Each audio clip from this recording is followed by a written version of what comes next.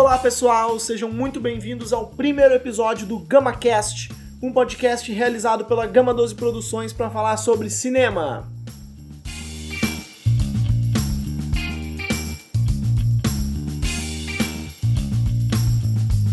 Meu nome é Gabriel Reale e eu sou o Matheus Gomes. E para começar o primeiro episódio do GamaCast, nada mais justo do que a gente comentar sobre os melhores filmes que nós assistimos no ano de 2019.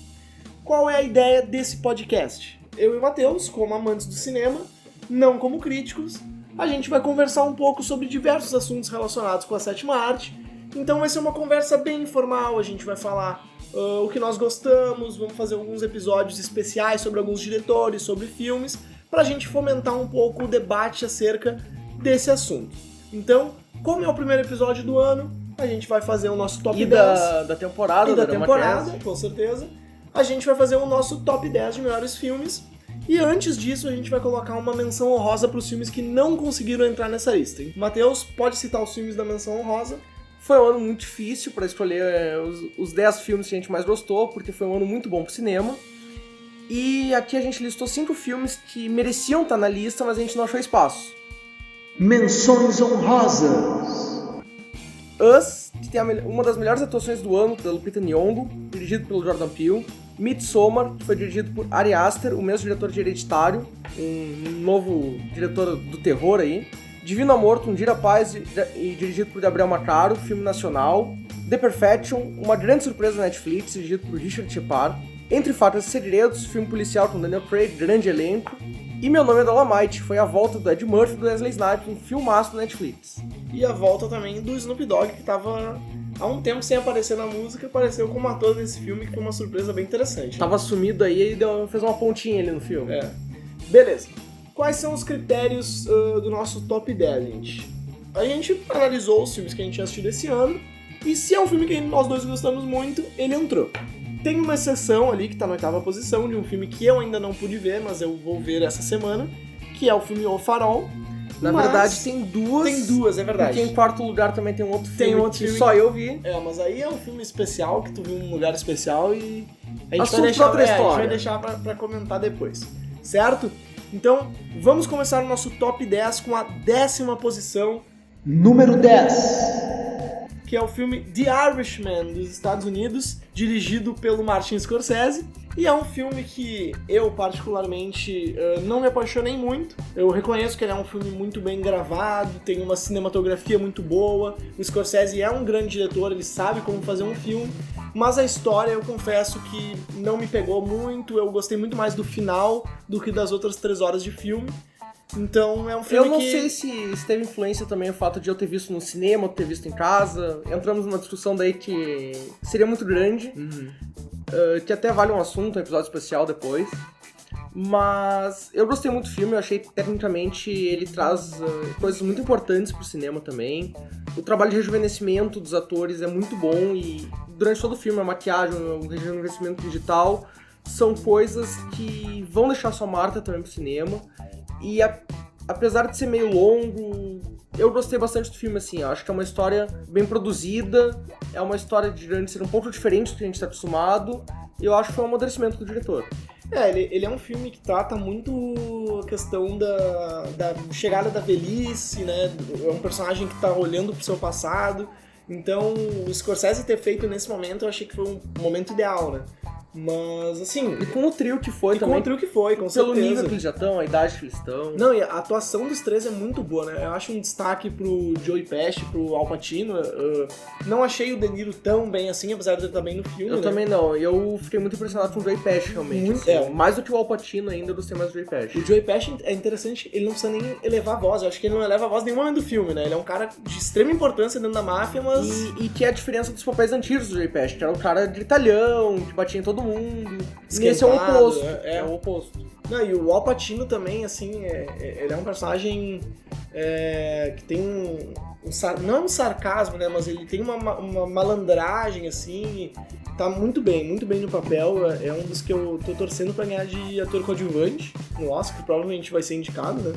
Mas o Joey Pesci também, qualquer um dos dois que ganhasse ia estar de bom tamanho, né? São duas grandes atuações deles. A gente já viu... A gente tá gravando depois do Globo de Ouro, então a gente já viu uma surpresa que foi o Brad Pitt ter levado, né? Que é uma ótima atuação também. É uma ótima atuação, mas realmente eu achei que tava entre os dois, porque são duas atuações fantásticas. Vamos ver no Oscar, então. Então, The Irishman é um filme da Netflix. Então, tem mais debates ainda sobre isso. A gente vê, até no Globo de Ouro, dos melhores filmes, 3 eram filmes diretamente da Netflix. Em drama, né? Em drama, então é mais alguma coisa também que a gente pode discutir sobre, né, o papel da Netflix no cinema da atualidade. Mas é importante também a gente trazer esse filme e outros filmes da Netflix, porque teve um debate muito recente sobre ela produzir filmes que não tinham tanta qualidade assim. A gente teve um período bem difícil de produção, né? Aí a gente vai entrar na discussão que poderia seguir aqui por horas, mas a Netflix também foi um dos estúdios que apostou no irlandês dos processos. Nenhum estúdio deixou ele fazer o filme que ele queria fazer. Nenhum estúdio bancou. E a Netflix foi lá e bancou. Então tem um debate aí que a Netflix faz filmes ruins, mas eles acertam também. Por quê? Porque eles apostam nos filmes que os outros estúdios não estão apostando. Sim, esse ano principalmente, né? Vários filmes muito bons. Então aí a 10ª posição é do The Irishman. Número 9. A 9ª posição é uma surpresa, pra mim foi uma surpresa, pro Gabriel também, que é Rocketman. Um filme dirigido pelo Dex Fletcher, que conta a história do Elton John e conta de uma maneira brilhante. Eu acho que a principal virtude desse filme, ele traz uma história muito verdadeira, assim. Ele não pega o artista, assim, como a gente viu em muitos outros casos antigamente, e ameniza a história, trata ele, né, como se não tivesse grandes problemas, né? Esse filme ele traz um debate muito importante sobre drogas, sobre suicídio. Tem uma cena que é incrível, assim, a cena do musical do Rocketman mesmo, muito que é bom. essa, é maravilhosa, assim, eu acho que é a principal cena musical do filme, e eu achei linda, assim, eu achei maravilhosa essa cena. Todas as cenas que envolviam a questão da música, elas são muito bem pensadas, assim, é de uma poesia muito interessante. Né? Inclusive o primeiro show dele nos Estados Unidos, que ele, no filme todo mundo começa a flutuar, como se fosse aquela coisa da magia, e se tu olhar as imagens reais, ele só pulou. Então tem um simbolismo ali também, que condiz com a história, mas do surreal, se diz do surreal musical, né? Sem falar que o ator, né, o Taron Egerton, é uma das grandes atuações do ano, né? Com certeza. Ele virou o Elton John. Inclusive o Elton John mesmo falou que ele tava se vendo no filme, ele não via mais o ator. Em momentos do filme eu não via o ator, eu via o Elton John. Eu comprei ele como Elton John. E ele cantou realmente também, né? Outro ponto positivo pra ele também. Ele, inclusive, ganhou agora o Globo de Ouro, né? No último domingo. E acho que foi muito merecido. Tô torcendo muito pra ver ele na lista do Oscar. Acho que é difícil ele ganhar no Oscar, tem muita gente boa também. Mas foi uma atuação muito, muito interessante. E um ponto que eu queria falar do filme é que ele me deixou com muita curiosidade de ver o Bohemian Rhapsody dirigido pelo Fletcher, porque ele ia ser o diretor, por problemas com a banda ele foi demitido, porque ele tinha uma visão diferente do que a banda queria passar, e eu fiquei muito curioso pra saber o que ele faria com o Freddie Mercury também. O Bohemian Rhapsody tem muitos filmes que eu gostaria de ver. Eu gostaria de ver o do Dexter Fletcher, eu gostaria de ver o do Sacha Baron Cohen. Eu só não gostaria de ver aquele que aconteceu realmente. Foi lançado. O que foi lançado eu não gostaria de ver, mas seria muito interessante, porque a gente vê que ele tem um domínio da linguagem muito legal nesse filme. Ele sabe dosar muito bem. Sim. O que eu não gostei muito foi o final, ele ficou um pouco expositivo, na minha opinião, principalmente em questão sentimental, que não precisaria, mas... mas eu entendo porque ele quis acabar naquele ponto de virada da carreira do Elton John, né? E é interessante também, ele pega o Elton John ali no início do filme, a início do filme é muito legal, porque ele tá entrando ali todo pomposo, assim, e aí tu vê que na verdade era uma clínica de reabilitação, e ele passa o filme inteiro relembrando a história dele ali. E eu achei o início do filme já me prendeu com essa entrada, e aí o musical que vai pra ele criança. É um filme tecnicamente muito bem feito também. Mereceu aí o 9º lugar da nossa lista. Número 8.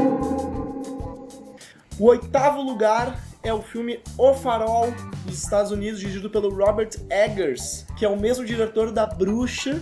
E é um filme que eu, como mencionei anteriormente, não tive condições de ver ainda, vou ver essa semana. Então, o Matheus, por já me conhecer por muitos anos, Ele sabe que é um filme que provavelmente eu colocaria nessa lista, diz que é muito bom. Eu apostaria assim que tu ia querer até subir mais ele na posição depois que tu for ver, mas é um filme que vem desse novo terror, né, o novo gênero terror, que ele não é um terror de susto, ele é um terror psicológico, ele é um terror que trabalha a relação de personagem, ele realmente conta uma história. E outra coisa desse novo terror é o simbolismo todo que ele traz, porque não é só um filme normal, é um filme cheio de metáforas, cheio de simbolismo, 2 atuações excelentes do Robert Pattinson e do Willem Dafoe. É um filme muito bom, assim, eu acho que tu vai gostar muito, eu adorei, e eu não sou chegado no terror, eu não gosto. Gostei de Us, gostei de Corra, mas não é um gênero que eu acompanho muito. Então esse novo terror tem me chamado a atenção e eu acho que Farol é um desses filmes que vai ficar também marcado como essa revolução do terror.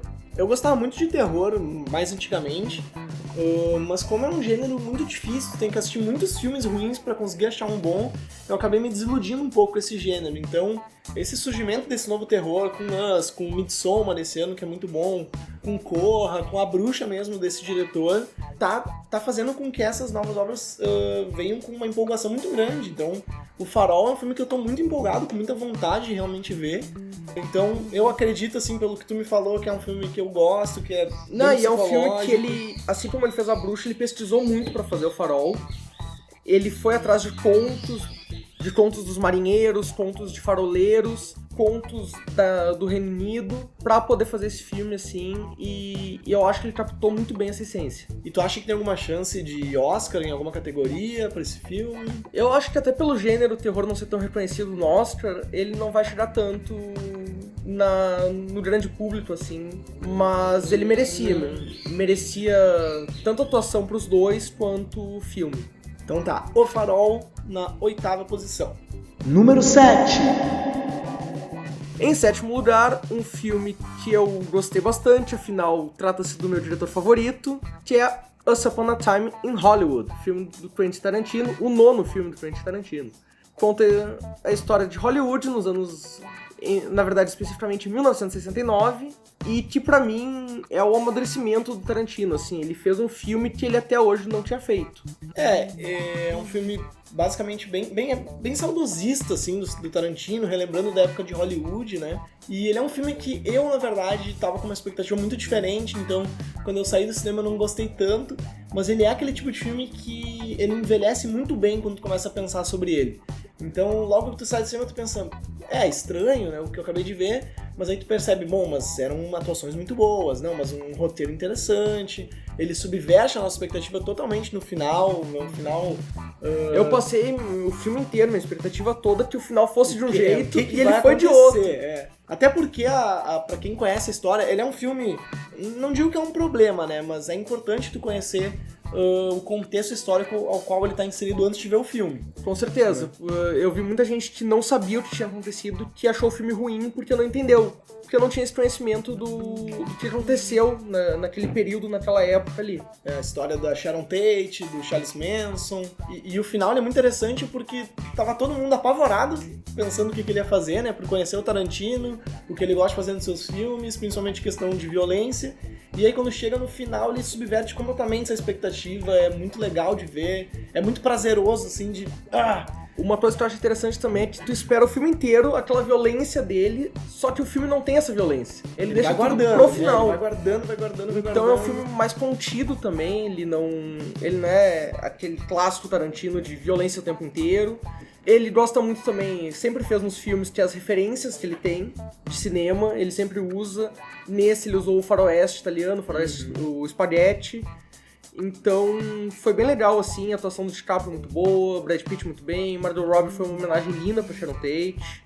E eu adorei o filme, assim, a cena do DiCaprio, que ele interpreta mal, quebra o trailer, fala com a guriazinha e depois interpreta super bem. Aquela cena é muito boa, eu acho que vale esse lugarzinho na nossa lista aqui, um filme de amadurecimento do Tarantino.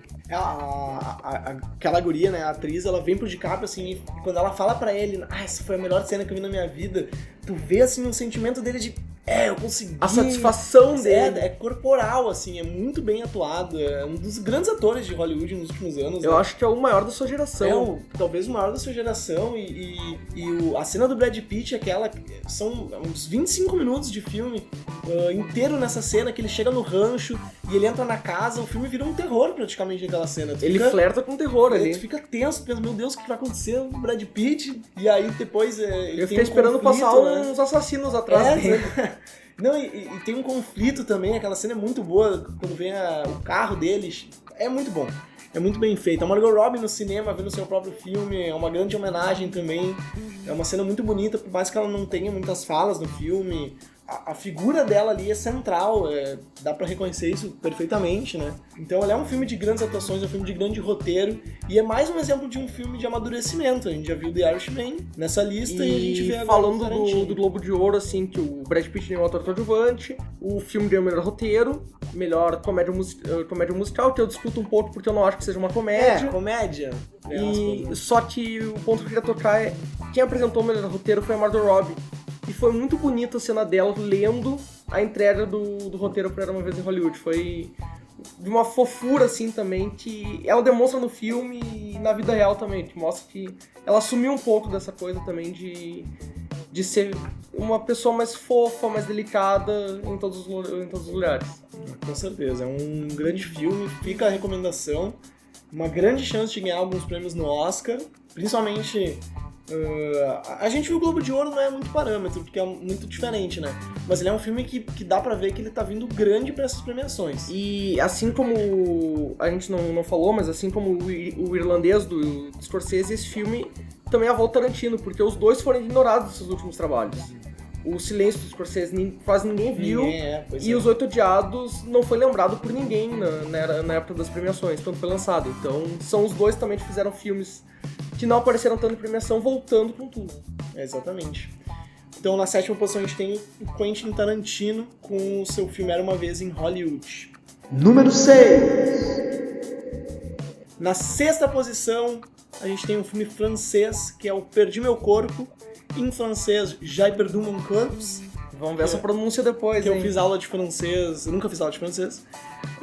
Ele é um filme do Jérémy Clapin, não sei como é que se pronuncia esse nome. Jérémy.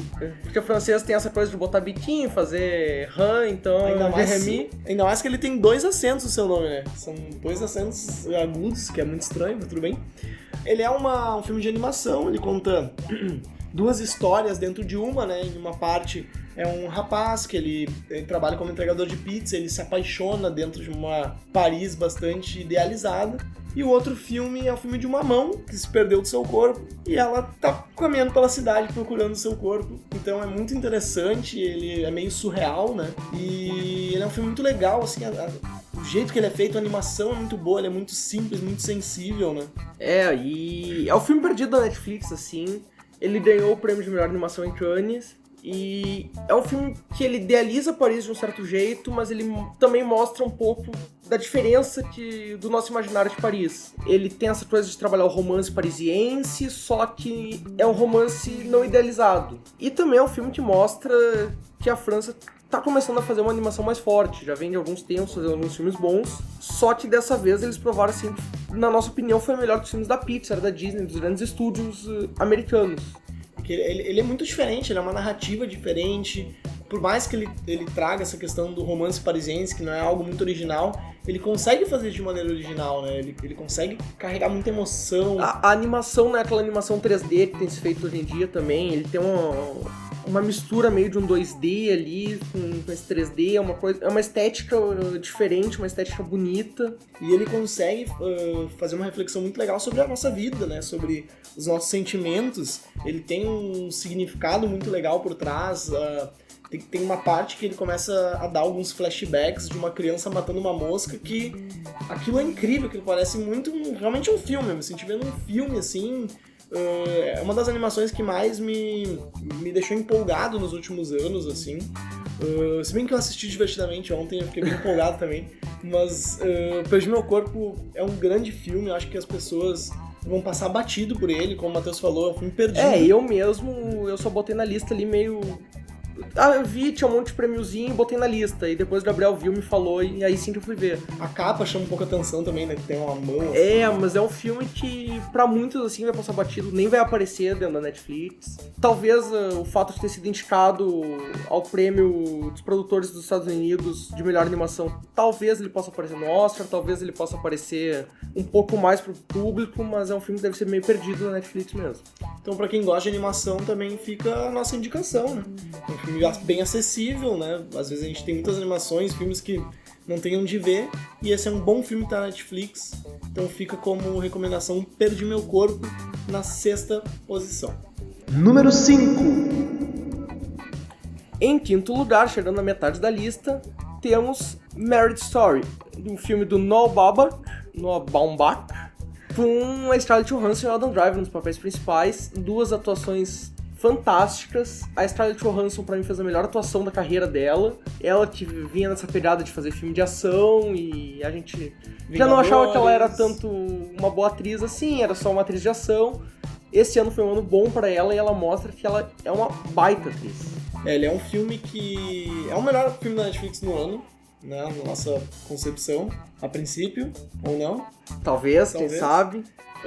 E ele pega uma história bastante, com uma carga emocional muito forte, de um casal que está se separando, tem a questão do filho, eles não sabem muito bem o que fazer, primeiro eles querem...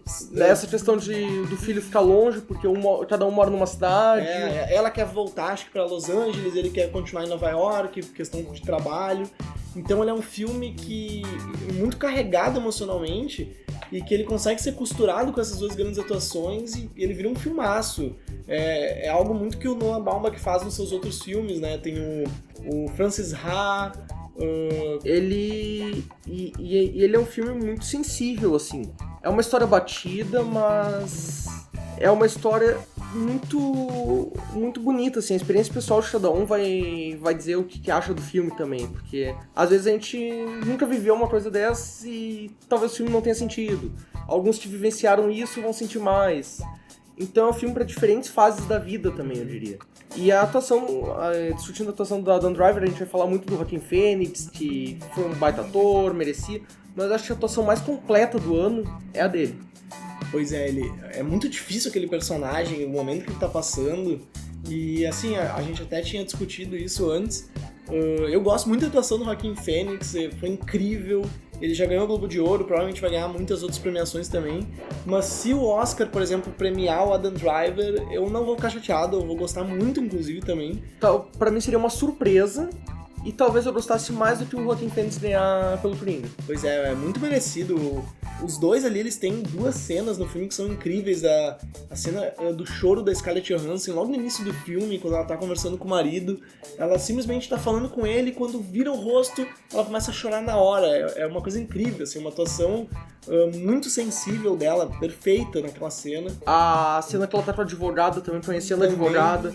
Ela tá com uma maquiagem ali que parece que ela tá chorando há semanas. A semana seguida, não parou. Ela tá semanas chorando.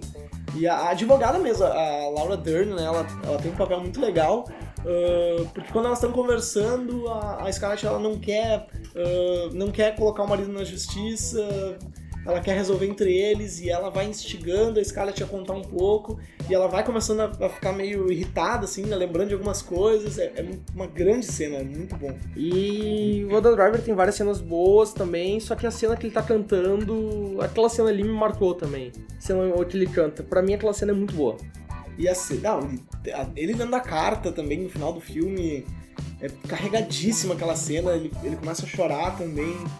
Outra cena marcante também é quando ele corta o dedo, tá só ele e o filho em casa. Essa cena é muito boa. Essa cena eu achei muito boa, assim, porque ela tem um tom cômico, só que ela é meio dramática.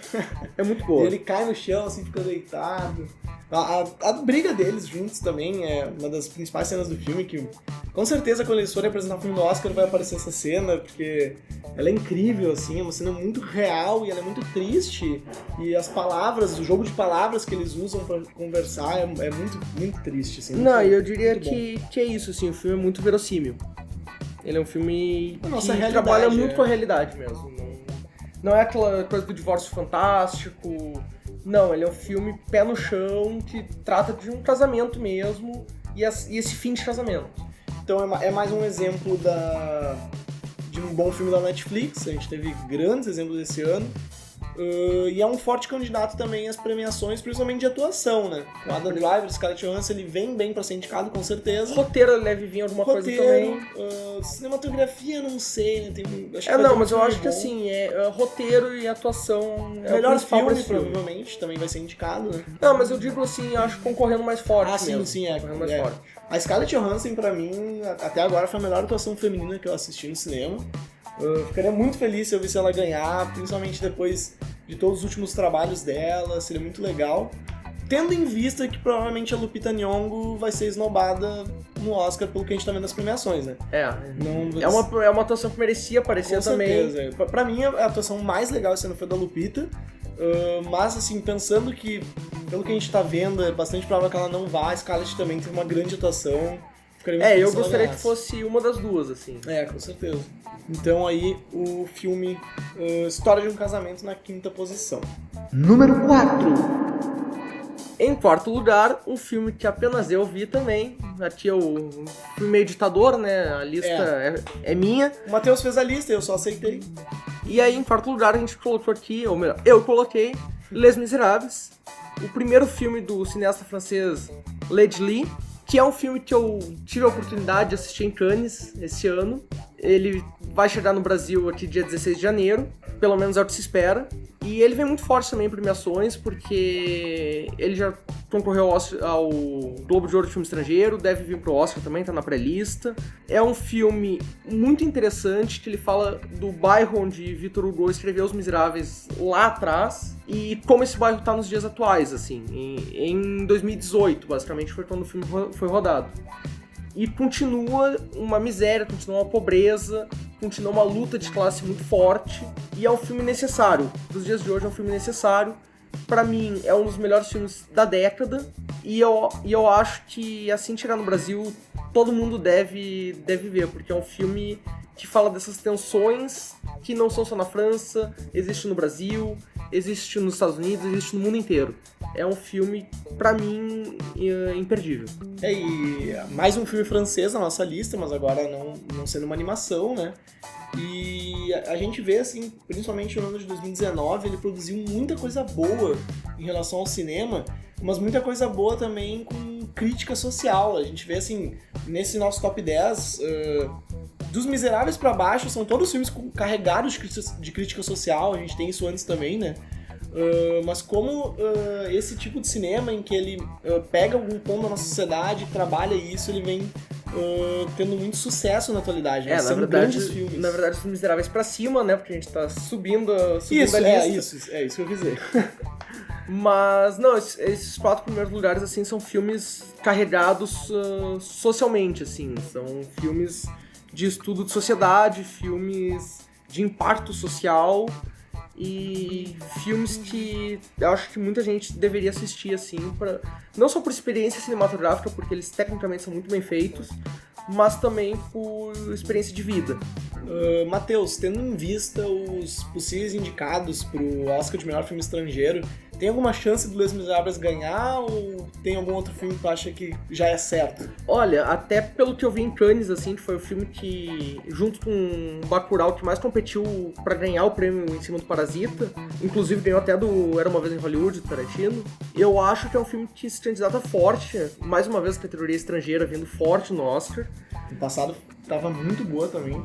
Só que tem um filme aí que deve levar, mas na minha opinião seria um filme que se ganhasse também não teria problema nenhum. É um filme muito bom. Les Misérables, então um filme francês na 4ª posição. Número 3. Na 3ª posição nós temos um filme brasileiro, Bacurau, de Kleber Mendonça. Você já viu Bacurau, Gabriel? Eu já vi Bacurau. Você já viu Bacurau, Matheus? Eu vi Bacurau já. Essa é uma das perguntas que a gente mais viu na internet meses atrás, né? Ele é um filme do Kleber Mendonça Filho, do Juliano Dornelles. Ele é um filme que pega uma cidade que fica no sertão brasileiro. Uma cidade fictícia, mas poderia ser real. Poderia ser muito bem ser real. Em que morre, assim, a grande figura feminina da cidade. Se não me engano, o nome dela é Carmelita, né? Eu não vou lembrar o nome dela. e ela morre, aí volta uma personagem pra cidade, ele começa a apresentar a cidade muito bem, e aí coisas muito estranhas começam a acontecer e a gente tem o nosso filme. Então ele é um filme que estreou em Cannes também. Estreou em Cannes, eu tive a oportunidade de ver esse filme lá também. Fui um dos primeiros a poder ver esse filme. E uma das coisas que eu achei mais legal vendo lá foi a repercussão que teve com o povo estrangeiro, assim, com os europeus, com quem viu comigo. Porque foi um filme muito bem falado lá, todo mundo tava enlouquecido com o filme, aquela coisa de, no Brasil é assim mesmo, o que tá acontecendo no Brasil. Foi um filme que levou a discussão do que tá acontecendo aqui pra fora. Foi muito legal ver essa repercussão internacional do filme. Eu tava vendo agora várias listas francesas colocando entre os 10 melhores do ano, várias listas do mundo inteiro colocando como um dos 5 principais filmes do ano, assim. E essa experiência de ter visto em Cannes com um elenco, com um povo estrangeiro, foi muito legal pra ver a repercussão que deu em Bacurau mesmo antes dele chegar no Brasil, porque ele já veio no Brasil com esse boca a boca, que foi que levou muita gente pro cinema, né? Ele é aquele tipo de filme que, mesmo depois que tu termina de assistir ele fica contigo, ele fica no teu pensamento durante dias, durante semanas. Ele tem uma crítica social muito pesada também. Eu acho que muito atual, eu acho que o presidente, por causa disso, não viu, porque ele não viu o filme brasileiro esse ano, eu acho, né? Não, A gente teve um grande ano para filmes brasileiros, teve o Divino Amor, teve Bacurau, teve A Vida Invisível, documentários muito bons, aquele do Estou Me Guardando para Quando o Carnaval Chegar, muito interessante. Mas existem figuras aí do nosso governo que dizem que o Brasil não produz filmes bons nos últimos anos. Não, só nesse último ano foi muita coisa. E, como eu tava falando de repercussão internacional, até nos Estados Unidos, muita gente falando bem. Eu acho que foi o filme errado, o que o Brasil escolheu pra tentar botar no Oscar. Eu acho que o Bacurau teria mais chance. Mas... Não que A Vida Invisível seja um filme ruim. Não que seja ruim, mas é que o Bacurau tem um estilo mais próximo dos europeus, assim. E dos americanos, claro. E é um filme que o Brasil tem que se espelhar agora como a grande produção brasileira dos últimos anos. Eu acho que desde Tropa de Elite 2 não se tinha um filme que o público brasileiro quisesse tanto debater e falar sobre.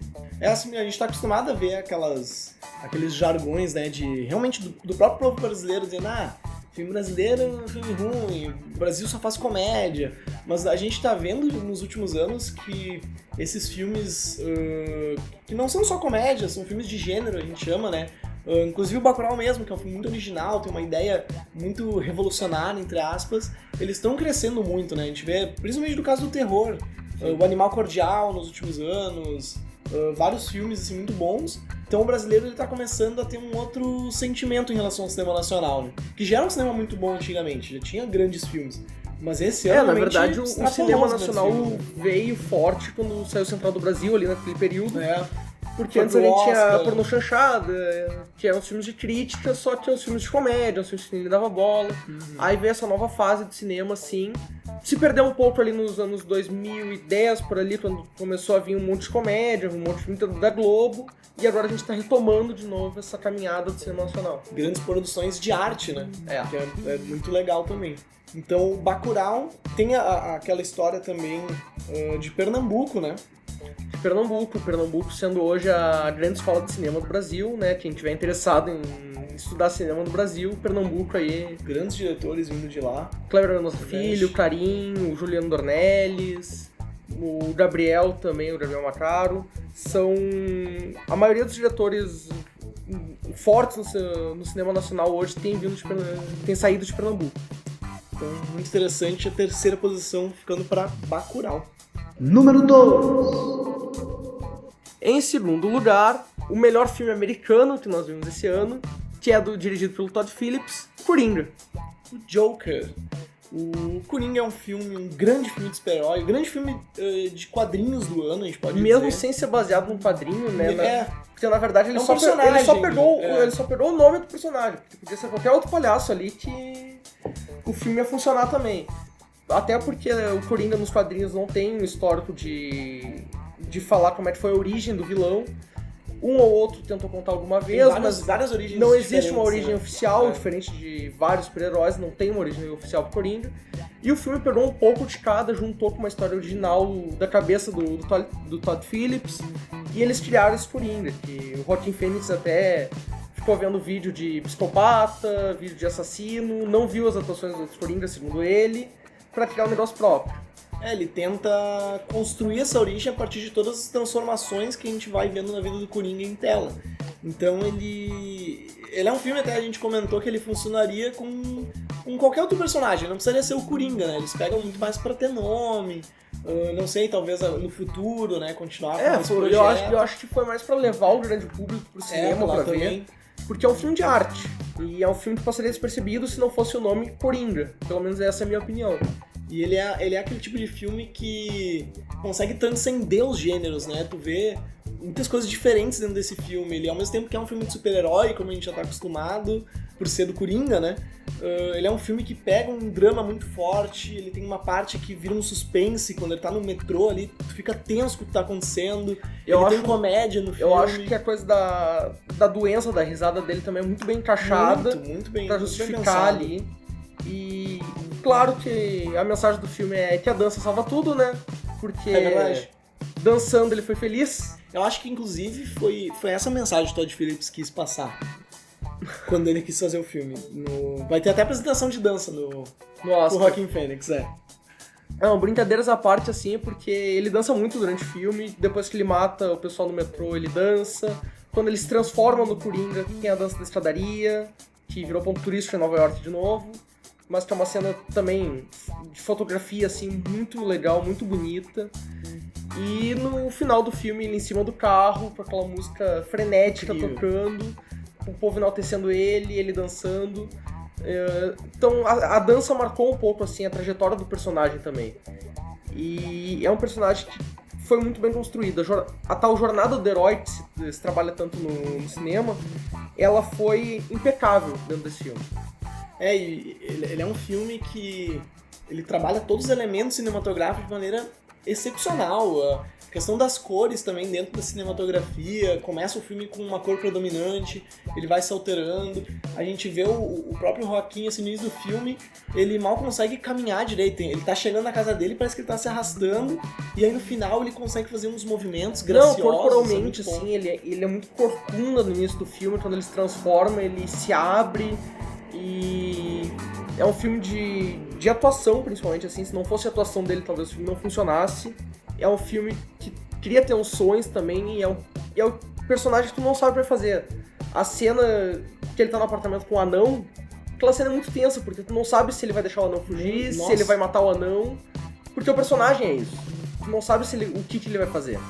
E o Todd Phillips e o Joaquin Phoenix conseguiram passar isso muito bem. Eles conseguiram dar essa sensação de tu não saber o que vai acontecer. O Joaquin Phoenix foi escolhido por esse papel. Ele é um dos grandes atores dessa geração. Ele tem papéis e atuações incríveis.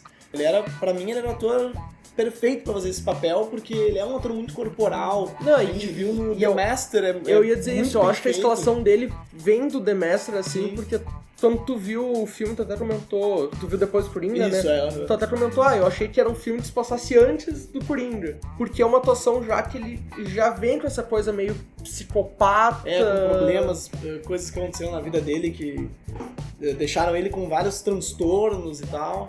Ele vai evoluindo isso. Eu achei que Coringa começasse logo depois de The Master. Terminou The Master, começou Coringa.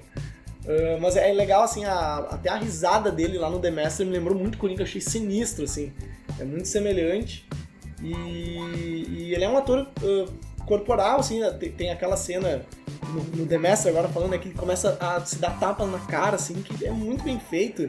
Ele tem grandes filmes, então ele no Coringa é uma transformação incrível, assim. Eu acho que é o ponto de virada pra DC, assim, de desistir de fazer como a Marvel fez o universo compartilhado e focar nos filmes individuais, os filmes que dão uma liberdade pro diretor trabalhar o que ele quer dizer com aquele personagem. Porque foi uma bagunça o que eles tentaram fazer até a Liga da Justiça, e agora eles vêm se reformulando pra ficar um negócio mais interessante.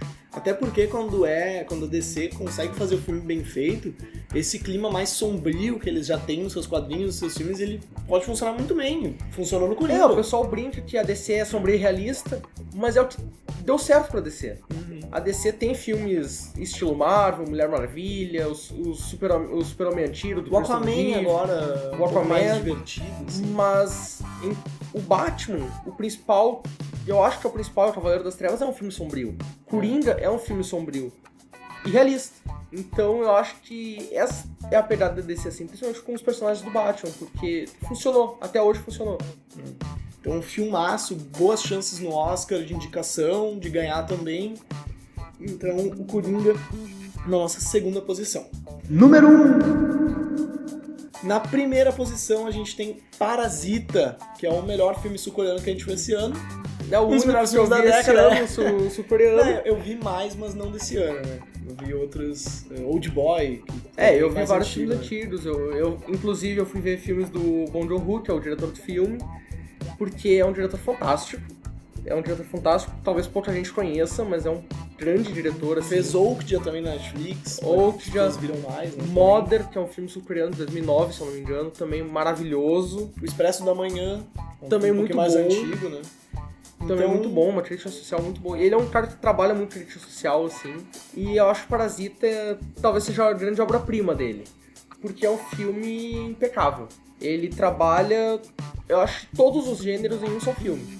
O filme vai da comédia ao terror, à ação, ao drama.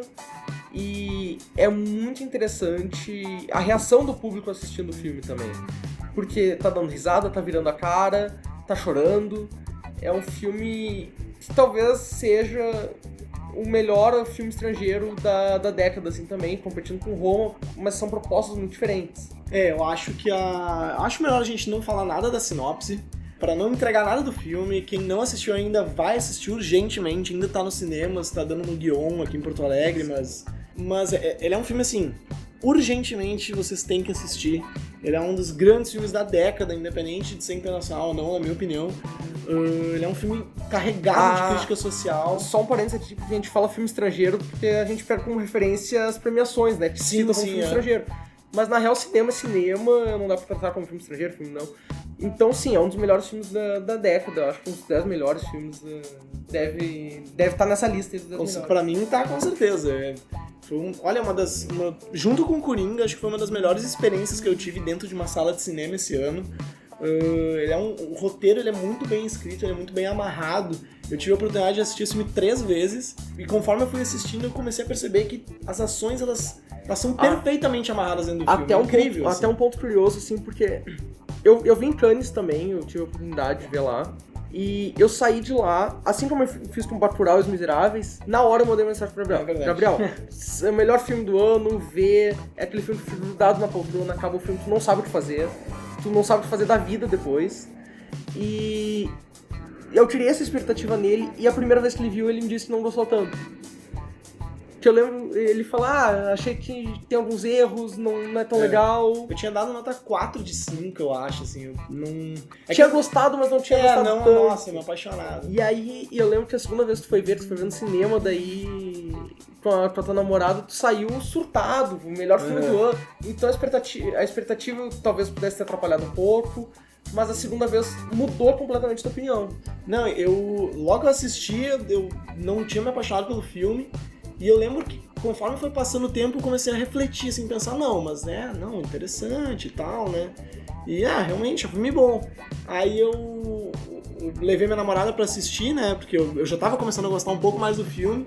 E quando eu saí dessa experiência no cinema, é incrível. Nossa, no cinema é incrível, aquele tela grande e tu já sabe o que vai acontecer, então é muito bom assistir 2 vezes esse filme também, que depois da grande virada que tem na metade do filme, tu começa a captar algumas pequenas coisas, alguns diálogos dos personagens, então, principalmente depois da segunda vez que eu vi, eu me apaixonei completamente, eu fui ver de novo também, de 3 vezes, e é um filmaço, ele é impecável em todos os sentidos da palavra, ele é um filme, ele não tem erros, na verdade, a história é muito bem pensada, ela é muito original. Não sei se é muito original, mas... Talvez, assim, porque eu não consigo lembrar de cabeça um filme que tenha feito o que ele fez. Pois é. Até, assim, uma ideia pode ser parecida, mas do jeito que ele fez é incrível. Não, tem cenas, assim, a gente já falou muito da história, porque é uma família de classe baixa que vai trabalhar uma família de classe alta. Basicamente é isso que a gente pode falar, tranquilo. E aí tem uma cena que começa uma chuva, e eles estão na casa da família Hitler, e eles vão voltar pra sua casa... Cara, eles vão só descendo a escada. Eles só descem a escada até o subsolo da menor casa da Coreia do Sul, eles vão pro subsolo dessa casa que tá alagada por causa da chuva. Eles passam, acho que uns 5 minutos só descendo a escada. É uma coisa simples, mas muito importante. Eu acho que essa cena, assim, tirando o resto do filme ali, toda a questão da mudança que tem no filme depois da metade, eu acho que essa cena ela é a alma da crítica do filme, assim. Ela é... Quando tu pensa na crítica do filme, assim, essa cena vem na minha cabeça na hora, porque ela é muito representativa, assim, são 2 minutos inteiros deles descendo as escadas chovendo. E não sabendo o que fazer e assustados com o que tá acontecendo, né? Então esse filme é incrível, ele tem cenas que... Ele não é aqueles filmes que a gente vê e esquece já e só sabe a sinopse. Não, logo no início, do lugar que eles moram, que é no subsolo, o cara detetizando a rua, eles não, deixam a janela aberta pra gente ver a detetização de girafa. Nossa, é incrível. Roubar o Wi-Fi, tu vai no cantinho da banheira. A primeira banheira, cena do filme é na banheira do teu banheiro lá, sobe na banheira, levanta o celular pra tentar pegar o Wi-Fi dos outros. O filme começa assim, mostrando quem é aquela família, e vai evoluindo pra um negócio surreal. Ele é um filme que ele não tem atuações ruins também, né? A gente vê todos os membros da família e cada um deles tem o seu momento, cada um deles tem um estilo diferente de malandragem, assim. E aqui, como bons amantes de CDs americanos, a gente não lembra nenhum dos nomes dos atores, pra citar. Ah, é verdade. Não, mas é muito difícil. Erramos aqui, né? Não, pois é. Mas prometemos melhorar isso também. Só que são atuações, principalmente a da filha do casal, pra mim a atuação dela é perfeita, assim. Ela faz de tudo um pouco e, cara, essa guria é muito boa. Todos, o filho daí, né, o irmão dela, tem uma coisa de manipulação, assim, acho que logo no início do filme que eles estão com... Eles trabalham com uma coisa de pizza ali, caixas de pizza. Ele é o primeiro, assim, a chegar, a se aproximar, começar a manipular aquela pessoa que tá ali. O velho também é um grande malandro, o pai deles, né, e é muito, muito bom o filme. E até o jeito que eles retratam a família mais rica é um jeito um pouco caricato de alguns personagens, também é uma crítica a isso, porque na verdade eles não precisam se importar, eles estão ali vivendo a vida deles e eles não se importam com o resto, mas na verdade tu vê que tem todo um outro mundo por baixo daquela casa, por baixo daquela família, né? Então ele é um dos grandes filmes do ano, da década. Não, e pode parecer estranho assim, porque o idioma eu não consigo entender por ser sul-coreano, eu não sei coreano. Cara, isso é de menos, porque com certeza, tu não percebe o idioma quando tá vendo o filme, assim, é uma coisa que te prende independente da linguagem. É aquilo que o diretor mesmo falou agora no Globo de Ouro, né? Se a gente deixar de lado a barreira das legendas, a gente vai ser apresentado para um mundo completamente novo de cinema. E o que ele falou quando ganhou a Palma de Ouro em Cannes, que é a nossa linguagem é o cinema. Exatamente. Ou seja, não tem língua pro cinema. O cinema universal pode ser alienígena, mas é cinema, é uma arte, a gente consegue apreciar aquilo. Exatamente. Então, mais uma coisa para falar de Parasita? Por mim... Além de corram assistir esse filme urgentemente? Por mim é isso, sim. É só deixar a recomendação. Quem não viu, vai ver. E olha, por mim, se o Oscar não premiasse tanto só os filmes norte-americanos, a gente viu no passado que Roma deveria ter ganhou Green Book. Não vamos tocar nesse assunto. Não vamos tocar nesse assunto. Mas por mim, deveria ganhar o Oscar de melhor filme. A gente sabe que provavelmente não vai ganhar, porque, né? Mas pra mim é o grande filme lançado, independente do país. Pra mim vai ganhar o Oscar de melhor filme estrangeiro, acho muito difícil não ganhar. Mas o que eu gostaria muito de ver são as atuações sendo reconhecidas também. Eu não acho que é impossível, por exemplo, a filha ali ser lembrada. Acho difícil, mas eu ia gostar muito de ver. Quase impossível. Mas, se não me engano, ela foi indicada agora, não lembro pra qual prêmio. BAFTA. Eu vi que tem alguma indicação de atuação desse filme em alguma das premiações. Mas pro Oscar é muito difícil. Ainda mais que a gente teve muitos filmes bons esse ano também nos Estados Unidos, né? Sim. Então é muito mais fácil eles reconhecerem esses filmes do que Parasita, né? Muito mais fácil para eles terem filme de melhor filme internacional e era isso. O que eu acho que tem chance, além de melhor filme, que esse eu acho que tem chance, roteiro talvez. E direção. Direção. Mas a questão da atuação eu acho muito difícil. Então, Parasita, completando nossa lista aí, nosso top 10, mais menções honrosas. E se você ficou até aqui, né, chegou longe, agradecemos muito. Muito obrigado por nos acompanhar nesse início de projeto. A gente quer começar num ritmo devagar e aos poucos ir fazendo cada vez mais. A gente conversa muito entre nós dois, assim, então a gente queria trazer também pra vocês o que a gente vê, o que a gente acha de cinema. Até pra gerar um debate com mais pessoas, né? Agregar pessoas pra essa conversa. Pretendemos convidar pessoas pra vir junto, conversar, porque é um papo de amigo, assim, não é dizer como crítico, é um papo de amigo, é um papo de bar. É um papo que a gente quer que vocês possam interagir com a gente também depois. Então, a gente está muito feliz de começar esse projeto, a gente quer que continue, precisamos da ajuda de vocês para continuar. Se tem para compartilhar com pessoas que gostam de cinema também. E gerar esse debate aí. Falem também que vocês querem ouvir, que vocês querem que a gente debata. E é isso. Não se esqueçam de seguir a Gama 12 Produções no Instagram. Porque não temos Facebook. Temos só o Instagram por enquanto, que é Gama 12 Produções sem os acentos, né? Tudo junto, é bem fácil. E queria agradecer por todo mundo que ouviu até agora, dizer que nós vamos organizar os próximos episódios, ainda não tem tema definido, mas que a gente vai, esse ano vai ser o nosso ano. A gente vai começar a produzir muito mais coisas, produzir curtas, produzir podcast. Fiquem ligados no Insta ali que a gente vai sempre compartilhar alguma novidade. E é isso, um bom ano pra todos nós, né? É isso aí, muito obrigado e tchau! Valeu!